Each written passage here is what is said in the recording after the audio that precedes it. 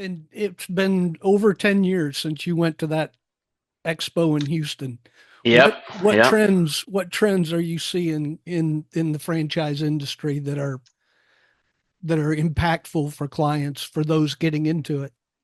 Yeah, so that's interesting. There's been a number of changes in recent years. The industry has been adapting to different formats in regards to clarifying and trying to improve transparency in FDDs. Some are doing that better than others, and that's not necessarily the FTC rule yet. There are some changes coming down the pike from the FTC, but organizations like the North American, I forget their full acronym, Securities something something NASA is what we call it in the industry, but they are releasing ongoing guidance and industry requirements for franchising, right, and for franchise documents. So improving that, making it clearer, and trying to get the information in a very succinct and legible and understandable way. I think we're moving in the right direction on that. There's some speculation on what the FTC will do, but we don't know yet. But I'm hopeful that it will help bring us some clarity around some gray areas in the FDD. So that's some changes, like from a regulatory perspective. In regards to operational, everything's moving a lot faster, I think, in the industry than it did 10 years ago. I mean, 10 years ago, we were still getting paper FDDs at some points, right? And we were still filing paper FDDs. When the first couple of franchisors I represented, it would be an all-day thing at Kinko's doing FDD printing and collection and then shipping it off to the state regulators. That doesn't happen anymore, which is awesome for me, right?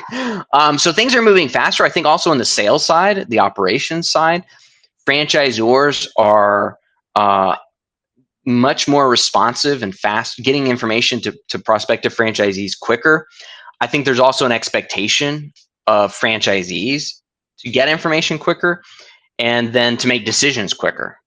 I don't know if that's necessarily a good thing, but I think the availability of information and the ability to do research anywhere, right, on our couch at home, to research a company and understand just about everything about it, has made a lot of the sales cycle easier and quicker.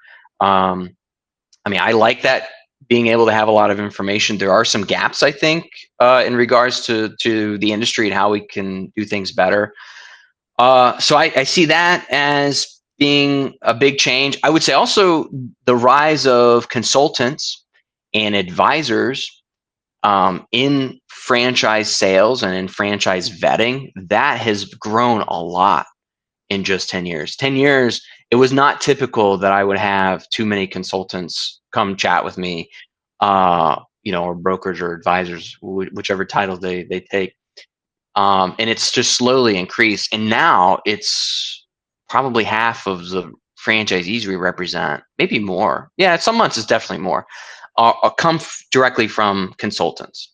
And then others come just by themselves still. But that's changing. I think potential investors, potential franchisees are seeing the value that consultants bring.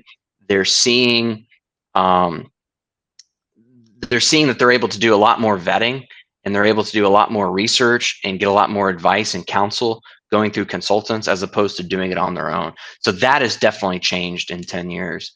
Yeah, I'm sure you've seen it too. I mean, some of those Well, changes. Yeah. I've been around since 1998 in franchising, so I've seen a little bit. Yeah.